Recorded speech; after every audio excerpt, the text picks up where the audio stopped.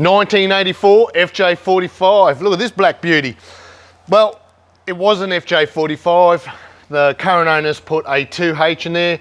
He's rebuilt to put the 5-speed in there. Had a lot of trouble with just plumbing it all in, so it's coming here for that. We've done all that. Things like even it was missing the Welsh plugs. That was fun when we found that out. But we've got it all running back together. But while it's here, it's also getting the Whistle N Soot Turbo kit. So if you don't already know, we sell the Whistle N Soot, and that's the turbo kit, the exhaust system, the airbox, the snorkel. So we thought we're going to have a closer look at that. The owner of this car, it needs a lot of cosmetics. In Sydney, New South Wales, he's got his own guy lined up to do that when it gets back. But while it is here, we fit and supply fiberglass replacement panels here at Mr. Landcruiser. So this one is a roof and a console. This roof is absolutely shagged. There's no coming back for this one, and we don't have any steel ones available. Those days are over in the wrecking game. So we're going to put on a fiberglass one, and we'll take a closer look at that. But first of all, let's go over and see the extensive kit that Richard's got set up to go on this turbo wise. Let's do this. Right, so before we fit this turbo kit, I really wanted to just lay it all out for you and show you all the little component parts of what goes into these Whistle N Soot Turbo kits, right? So starting with the airbox, beautiful airbox, proper clips, adjustable ones, panel filter in there with a perspex window so you can see what's going on. That's great. We've got all the induction pipes. The welds are all just second to none, beautiful. The turbo, Australian made, Australian built. Actuator set to 12 pound at the moment. It can be adjusted up from there, but that's their starting pressure. So we've got the exhaust. This is a full length 3.5 inch all the way to the back with a resonator. So a bit like Paul's ute, it goes all the way through to the back. Absolutely beautiful. We've got there's been a bit of a change to the mounts with the design of the windows and stuff. It's just, he's always changing stuff, always thinking, seeing how he can make it better.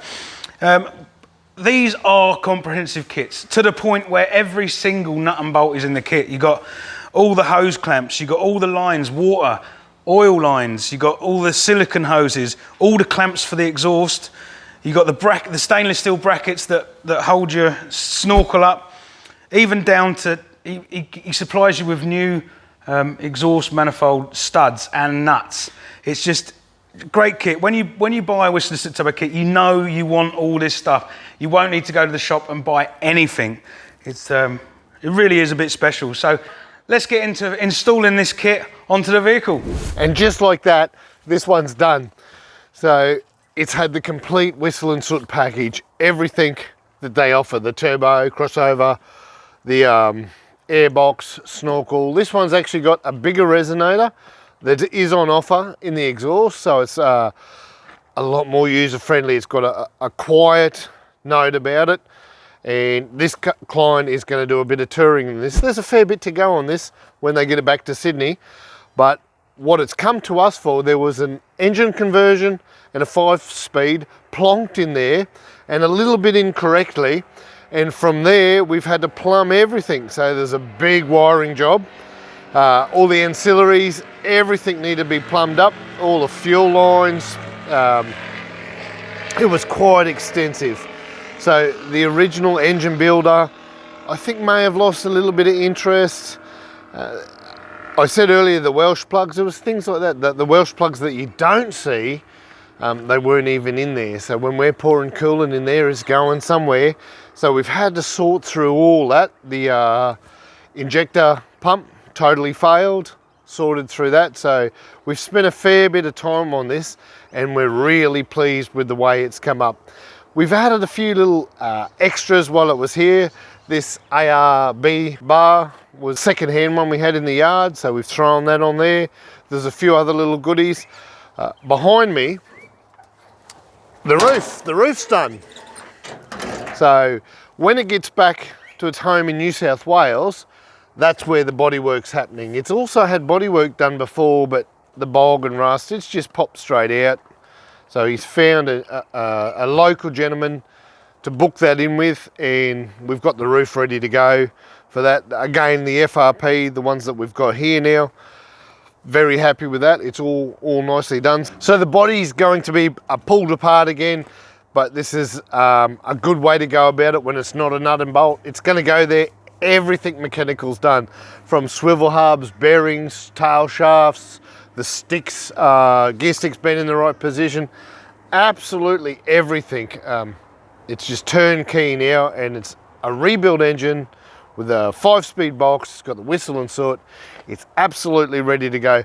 Pretty stoked. The console's gone in there, and it's a blank canvas.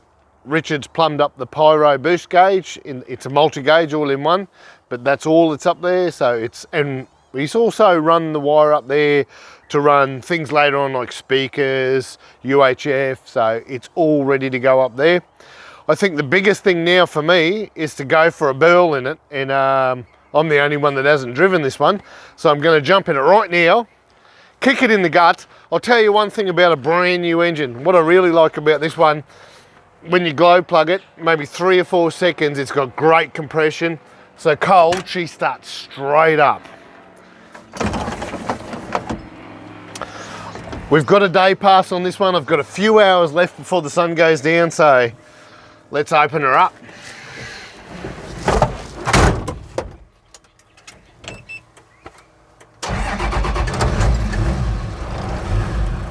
And that sounds very sweet.